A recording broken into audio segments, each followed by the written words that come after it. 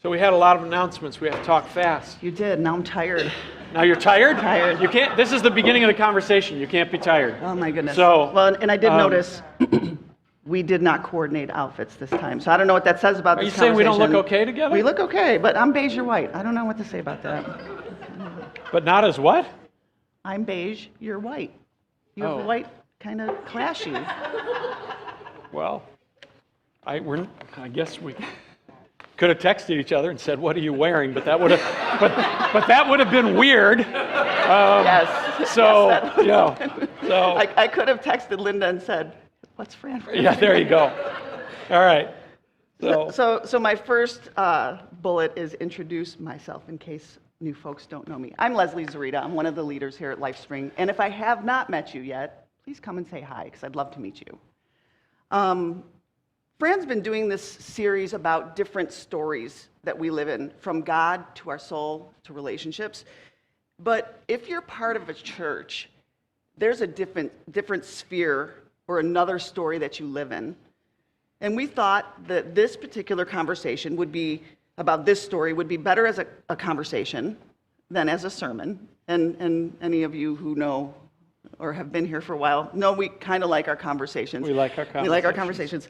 Though I'm going to just throw a quick aside. You all might at some point catch that we have banter between us if you haven't already. And we met earlier this week, and one of these days you might get a Leslie and Fran from the truck conversation. Oh.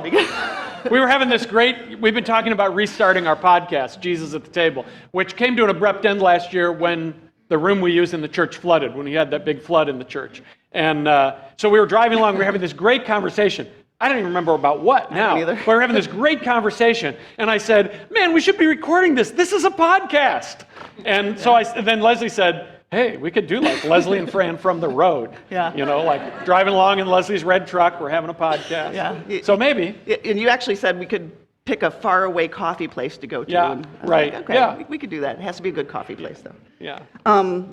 So this morning, we're going to kind of talk about what it means to be part of a story in a church community, engaged in that together, and what good questions we can ask about that in this unique moment in life. So let's start with an observation that might be obvious, but maybe people don't kind of think about it, which is that people think about church, not this specific church, but church in general, in a lot of different ways, don't they? Yeah. Yeah. And that's what's so interesting, is that I think we're in a time where we need to have a lot of good and big conversations about the church. But most people, if they have a church background, they just kind of think about church the way they think about church. And what we all tend to do is think like, well, that's what church is, and that's how to think about it, and not really reflect on it much or wonder about it, you know, like, what is this thing that we're doing, you know? Yeah. Yeah, that was actually something we talked about at length the other day. Yeah. So I've noticed that when you are trying to kind of gently prod our thinking, not that that's something you do as a pastor, but that's something you do as a pastor,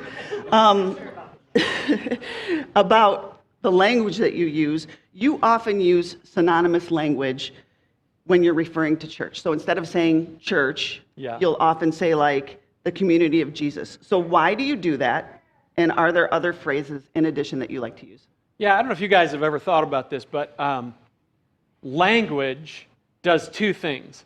It becomes kind of too normalized, so we just have all kinds of assumptions attached to it. Oh, we know what that is.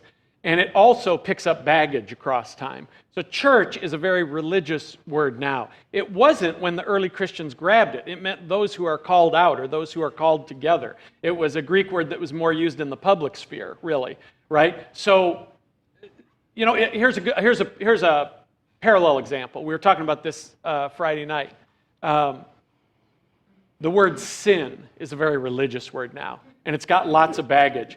And then we pick up the First Nations translation of the New Testament. It doesn't use the word sin. It says bad hearts and broken ways. And what that causes us to do is go, oh, that's what we're talking about, right? So same kind of thing with church. So yeah, you'll hear me use phrases like the community of Jesus instead of church. Or you'll hear me say the community of the new humanity, which is something we'll maybe talk about a little bit further down. Or lately I've been saying, you know, the community of the beloved, because these all give us different facets of what we're really talking about. Okay. So one thing that you and I have talked about kind of at length is how we're in a unique time when it comes to church. And I think people know that or sense that kind of in bits and pieces. But some of us think about that quite a bit. So can you kind of talk about that a little, like kind of how the church landscape is shifting? Yeah, I mean, the obvious thing, which I've said in several settings around here recently, so some of you say, well, Pastor Fran's just repeating himself, but when you get older, you do that. So, just kidding. Easy, Sue. So, people are exiting the church faster than ever before in American history, period. Fact, full stop, not debatable. Statistically, that's the reality. So we should all stop and say, yeah, there's this massive shift going on. Well, what in the world is that shift? And younger generations especially are saying, looking at the Christianity of the last several decades and saying, if that's what it is, I don't want it. And just saying, I'm out. I'm done. And what's happened is that in our time is that people are, in the last few years, people are throwing off the unspoken rule that the church has fostered for a long time, because churches have basically, not always putting into words, but kind of this thing like, hey, we know what's true, we have it figured out, and so there are no questions to ask, and there's no big conversations that need to be had. And what's happened in the last decade or less, really, is that some Christians, some church people, are starting to say, I'm sorry, that's no longer good enough. Like, you can't tell me not to ask questions. You can't tell me not to wonder about things. You can't tell me not to question things that I've been taught. And so people are basically, it's almost like a little good rebellion, in my opinion, a very good rebellion, where some Christians, some church people are saying, no, this is big stuff, and I want to talk about it, and the old, we don't talk about it rule just isn't really going to, because people are seeing things happening around them. They're seeing some of the things their churches believe or promote, and they're saying, I'm not sure I believe that anymore. I want to have a conversation about it.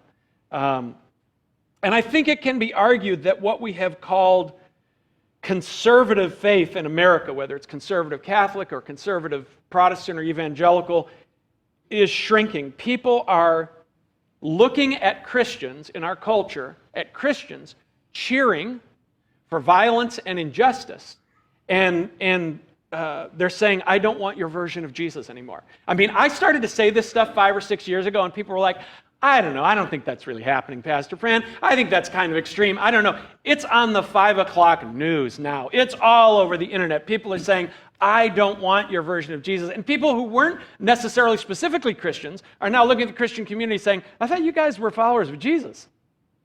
So why are you cheering for this stuff? Or why are you advocating this stuff? So we're in this radical shift, and I mean, we already had multiple versions of the gospel kind of floating around in American culture, but now we are seeing Christians dividing over ethical issues and how we see God's heart, how we understand God's heart, and how we see and treat people. And we're seeing two Christianities emerge in our culture. And if that depresses you, I'm sorry, it depresses me too, but it's just absolutely necessary in the time we're in. And it's a hard truth, but it's a reality. So, if you're not tuned in to the shift that I'm talking about that's going on in the Christian and cultural landscape, it's just probably because you're not maybe paying attention to the sources or the people talking about that. Like I have a really good Catholic friend. His name is Dick. He's a great friend, loves Jesus. And he doesn't pay attention to any of this kind of stuff. So he just comes to me and says things like, so my Catholic parish has like half the people showing up that it used to. What's going on with that? And he doesn't get it. And I'm like, well, there's this people are struggling with faith questions. There's this big shift going on in America. And he's like, oh, So, and on the evangelical side, get mad at me if you want, but on the evangelical side, what we've heard for years is people say, well, people aren't coming to church or people aren't maintaining their strong Christian faith because they just don't want Jesus. They're just not being faithful enough. And so that's what a lot of Christians are telling themselves about the shift that's happening, but that is not the reason. The reason is because people are questioning what they're seeing with church and Christians and how all that's playing out in the culture. And so, I guess that's a long way of saying it's a lot shifting. Yeah. The only way you can not, I don't know, you can ignore it if you want to, but it's changing the whole landscape of this thing we call church and Christianity in America. Yeah. Yeah, and that's interesting that you referred to that as saying, if people are thinking, oh, people just don't want Jesus, that's why they're leaving church, that is a lie. They are telling themselves to justify what they're doing. Right. No, what we're doing is still right, even though it's alienating Right. this large swath of people. We don't need to change anything. We don't need to ask any questions, right? It's just that people are unfaithful, And I know a lot of really faithful people who are asking really good questions. Yeah. So when you look around at the church, you can see different kinds of models. I mean, you kind of touched on that for a second with that last response. There's this kind of church or that kind of church or this kind of church. But how much freedom do you feel personally, and do you think that we should feel to shape this church as we discern together what's right and good and Christ-like? And in other words, should we feel beholden to various prevailing ideas? I was wondering where you were going. Sorry. Where's he going? I didn't like the question.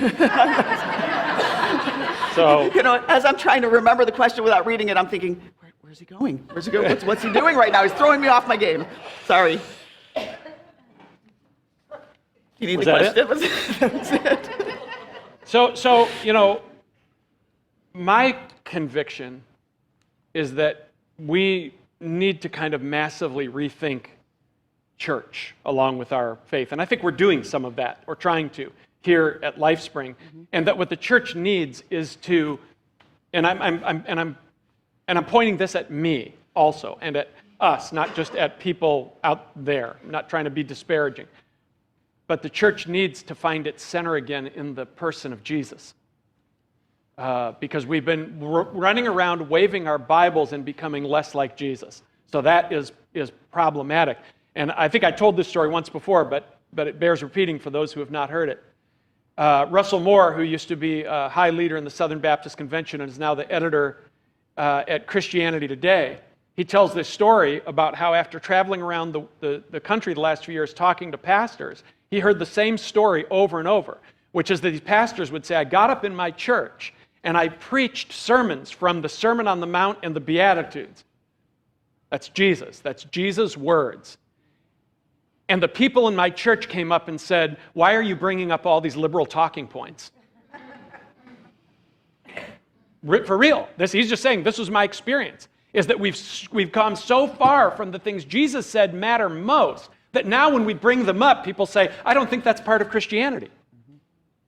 Like, blessed are the merciful, blessed are the peacemakers. Is that part of Christianity? I don't know. So I think we need a big rethink, and I think we have incredible freedom to rethink the church. I don't know if you've ever thought about this.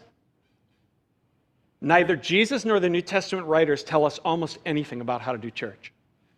Like Jesus says, go out and bring people into this, teach them what God is like and bring them into this new way and baptize them and do it. And then these little Christian communities form up and the early Christians are like, so what do we do with them now?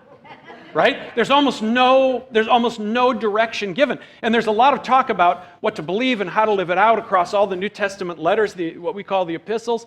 But there aren't instructions. Even the stuff about how to run your church. Like, hey, appoint some elders and do, but it's really general, right? I think that is God's way of saying, you need to figure out communally what it looks like to live out the way of Jesus together and out from your community into the world in your time and place. Mm-hmm.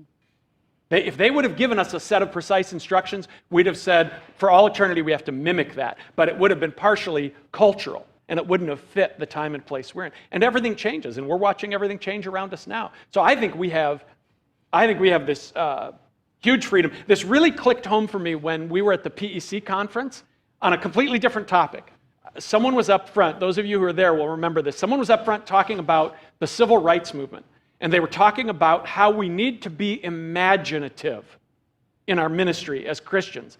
And they said, when these people were trying to figure out how to be a prophetic witness and how to get the attention of the nation, they had no playbook for what to do in the American South. So they sat around and they said, what could we do? And one of the ideas they came up with was sit-ins at lunch counters.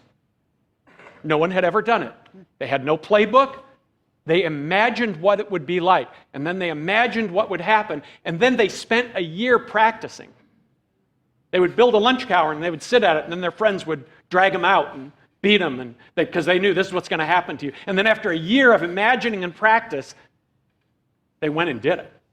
And it was all over the national news, and it made people angry, but it did exactly what it needed to do. That was imagination. We need to be imaginative with the church rather than saying, what does the Bible say about how exactly we got to do all these things? It doesn't say much. Precisely so that we can say, what should it be here and now in the understanding we have of Jesus and of the gospel. So let me read you guys Jesus' mandate for ministry. I know that sounds pretty big, doesn't it? It's like 4 sentences. Jesus is in Nazareth, and he stands up to read. He's the lector for the day, and he's handed the scroll, and he's in his hometown, and he opens up the scroll, and it says he found the place. He intended to read this. It says he found the place where it was written, and then this is what he reads from Isaiah 61. The Spirit of the Lord is upon me, because he has anointed me to preach good news to the poor. He has sent me to heal the brokenhearted, to proclaim release to the captives and recovery of sight to the blind, to set at liberty those who are oppressed, and to proclaim the good and acceptable year of the Lord.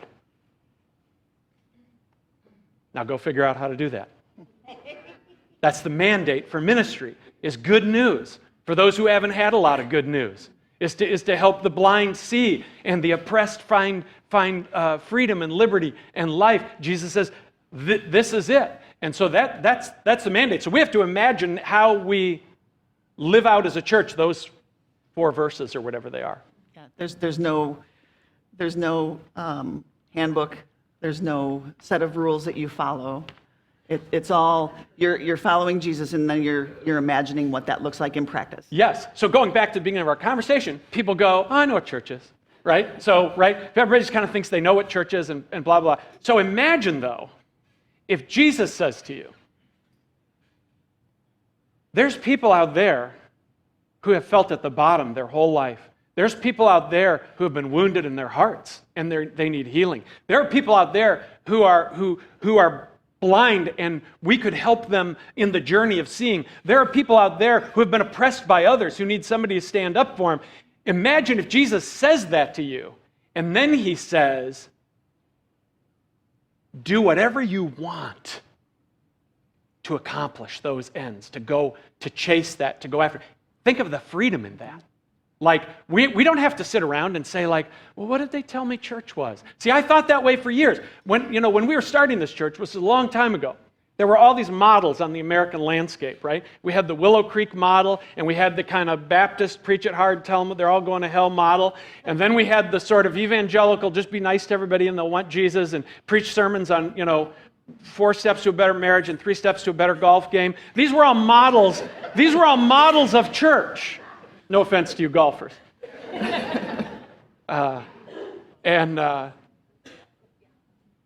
One of my brothers, I just have to tell you a funny sports story.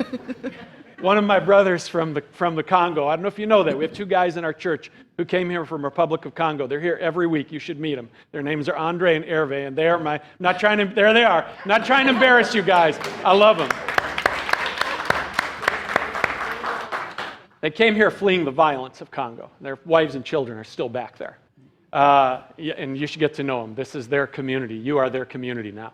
So Hervé and he had to do something official with his immigration stuff this week, and so I went with him. And we had a lot of time in the car to talk, and we got a subject of sports. Because, everywhere in Africa and Europe, it's all soccer, right?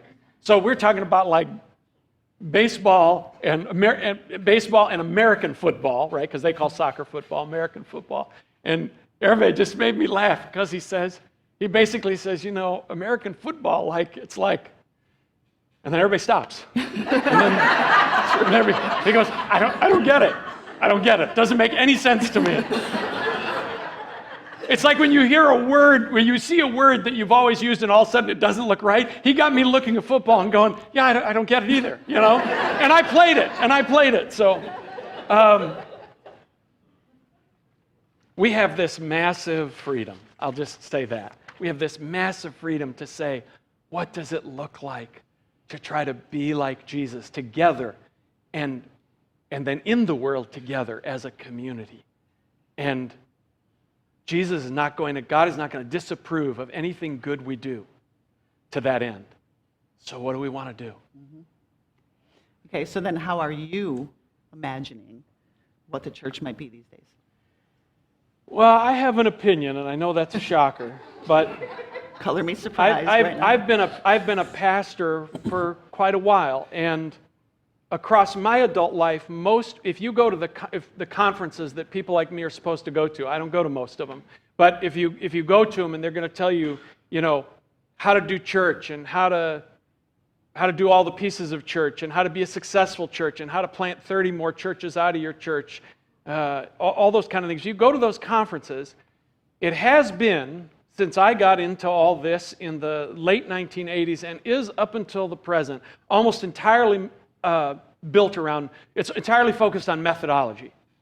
So it's all about the kind of music you need and how to make your church look appealing to people out in the community. And I'm not saying that that's bad. We pay attention to the music we do, but it's all focused on methodology and almost nothing focused on questions of substance, which takes us back to why now we're reading the Sermon on the Mount and everybody's calling it liberal talking points. Because we've not been talking about what Jesus came to bring. We've been talking about how to get people into church, how to do a kind of a cool and slick and relevant thing that would, and I'm not saying all that's bad, but that's what it's been all about.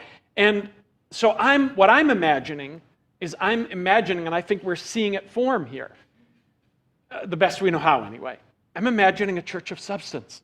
What does a Sermon on the Mount church look like? What does a church that's a safe place for people's wounds and brokenness look like? Right? Because we've been doing nice church, but are we a community that's a safe place for people's wounds and brokenness? What does a church look like that has a joy that's rooted in these deeper things? Not just because we sang a happy song, but it's rooted in some deeper thing we've seen together about God and about ourselves and about each other. What is a church that sees the human being, that sees every human being? What does a church like that believes God is good and beautiful with no violent retributive side? What does that look like, right? So I'm imagining a church of substance, and I was thinking about how LifeSpring has been and is how we're trying to evolve into this kind of community. And so I wrote this description of us, and it's kind of amusing, and it's true. So this is my description of us. We sing like charismatics. We take communion like Catholics. We care about social justice like Lutherans. We include people like the UCC, if you know what that is. We think like it's a college classroom. We laugh and celebrate like heathens. And we try to create an environment that's safe and open-hearted like an AA meeting.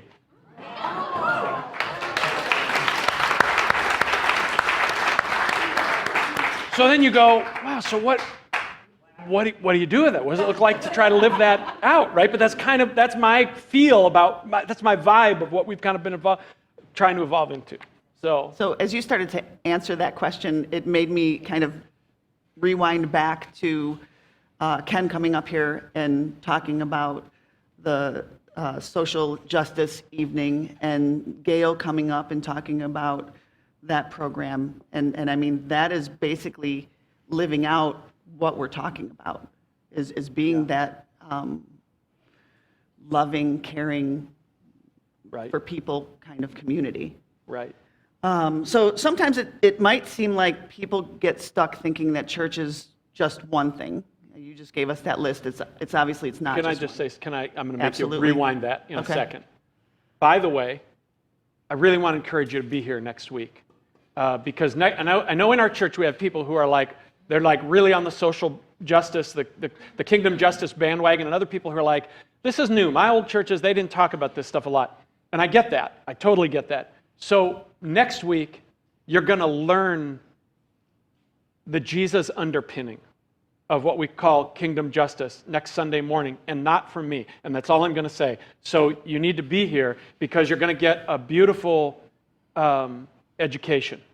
And I want to really encourage people to be here. So, okay, go back up. It's not going to be from me either, but I'm excited, so just so you know. All right, so sometimes it seems like people get stuck in church being about one thing, but it's actually a multitude of things. So what would you say about that? Well, sometimes we all want the church to be about the one thing that we're about, and I've experienced that as a pastor. Like people have come to me over the years and said, Pastor, the church needs to be all about this. The church needs to be all about this. But really, the church is this multifaceted thing, and the reason it's multifaceted is because we're trying to manifest Jesus in his way. So think of taking Jesus and putting him in any of a dozen situations that are totally different from each other. What will Jesus do? He will bring the heart of God to that particular situation and the people involved in that situation. It's going to look different in different places. So the church, in the same way, we have our relationships with each other. We have people in our community that we're trying to find them help safety and wholeness, find safety and wholeness and healing. We have things that we're doing to acts of compassion. We have ways that we're reaching out, trying to tell people there's more to life. So all these different things. So it's multifaceted. It's more than one thing. So the church is, these are just some kind of images for you. The church is a joyful feast, right? The church is a place of healing. The church is a community in which to discover what it is to really be human, to rediscover that and move toward wholeness and freedom. The church is an outpost of the kingdom in the world, and the church is a prophetic witness. A couple of phrases our friend Carrie Lattiser, our PEC director, has taught me that are really good. They're so good that I asked her where she got them, and she said, I thought them up, and I almost didn't believe her. But I do believe her. When she talks about this kind of Christian spirituality and what we're living in here and toward others as we seek to help them find good things and find the way, she uses the phrase that we need a more liberative spirituality, by which she means a kind of spirituality that actually helps people become free. It is free, and it helps people. Like Paul says, it's for freedom that Christ has made us free. So what does that look like? Jesus says, if you really know the truth will help you move toward freedom. It'll make you free. The other phrase she uses is, when I talk about being an outpost of the kingdom, she talks about the church as a redemptive presence in the world. What is it that needs to be redeemed and made more whole in the world? If I ask that question, we go, crap, a lot, right?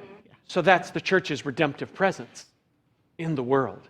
And so the church is all those things. Okay, so can you really quickly unpack a couple of those? Specifically, the church is a place where we rediscover our humanity, and the church as a prophetic witness.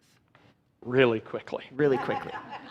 So I know, like at LifeSpring, we're trying to find some ways to make it known that there are safe places and safe people in this community for people who have deep wounding. I see some of that happening in a couple of our small groups.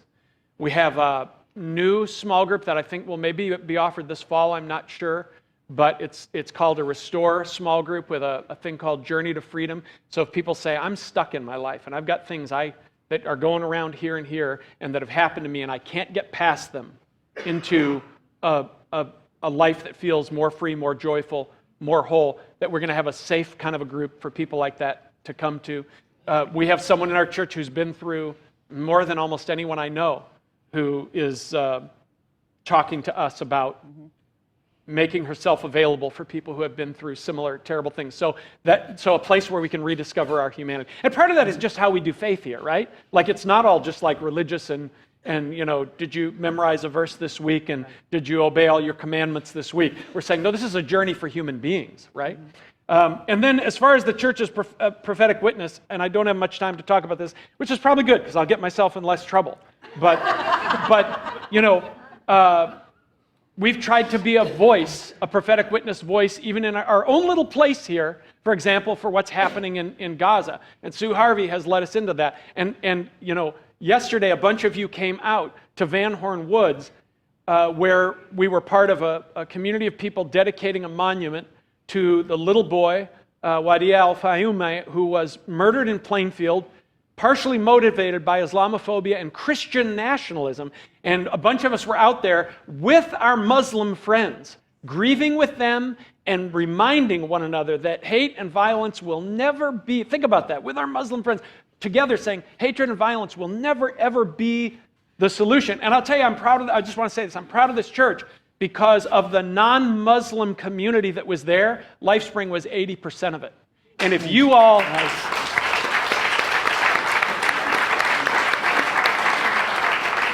If you all had not been there, our Muslim friends would have said, not many people in the community thought this was worth coming to, but a bunch of us came. So anyway, so being a voice for things like that. I mean, do you understand? Like 50,000 children dead in Gaza. Like we are watching genocide. And I know politically, when I use that word, people go, oh, Fran, it's not that bad. Really, you go hold their babies.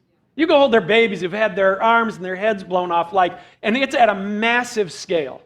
It's at a massive scale. And it is what it is. And I don't hate anybody, and I don't hate Israel, but I'm just telling you that to be a prophetic witness is to stand for justice and to call it what it is. We're watching cruelty in our own land, and it's probably good I don't have time to say more about that. But if you don't know that we're watching cruelty in our own land, and that as a Christian, you should be standing up against that cruelty, then you are not digesting Jesus the way we need to digest Jesus. So prophetic witness, that's all I'm going to say.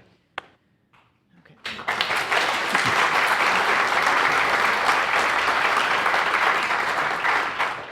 You know, you do this to me at least once every conversation, where you come with something like that, and then I have to segue us into something that's like we should just be done right from that. We probably almost need to. We are almost done. Yeah. So we've talked about some big things about the community of Jesus, but thinking about things at a ground level. A person walks into LifeSpring and says, hey, I like what I see here. This is good. But what does it look like for them to become part of the story that God is unfolding in and around in this community? So I'm going to try to say everything else I want to say without us even doing the last couple of questions, okay? Because we're out of time. Yeah, you walk into LifeSpring. Some of you have been here a long time, some a little bit of time, some of you brand new. And so what does it mean? Because this is really the question I'm asking here. So you have all these other stories, right? The story of your own soul, your story of your relationship and your journey with God, the story of your personal relationships, which we talked about last week.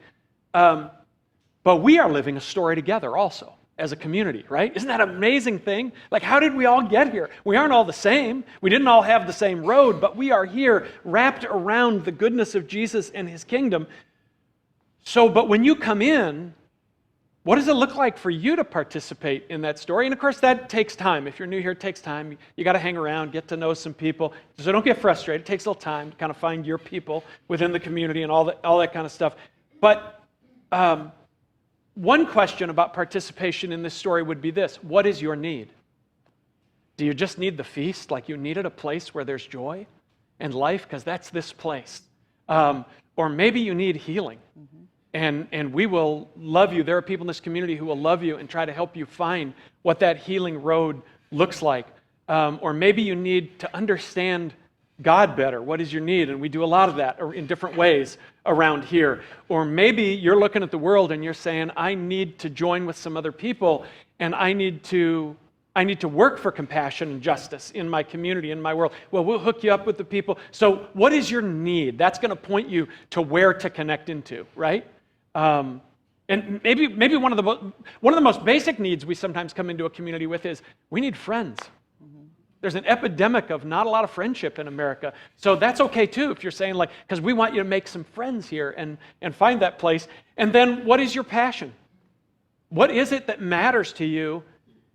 You'll find some other people around here who that same thing matters to them, and then that'll be your little pack to run with. And that's maybe what participation will look like, and I have to stop talking. So can I add just one thing? Okay. So you're talking about what seems like active participation, which is needed and great. But I also want to remind all of us that sometimes people just need to sit and be, because they come into this church community from places that have wounded them. Yeah. And they need a place where they can just be, Yeah. and then be loved, and then they will find their place. But I think we can't forget that piece of it, because it's so big for so many people who walk through our doors, that they are coming in with a lot of stuff in their backpack that they're carrying with them. There's particularly a lot of, not only the wounding of life, but a lot of church hurt these days.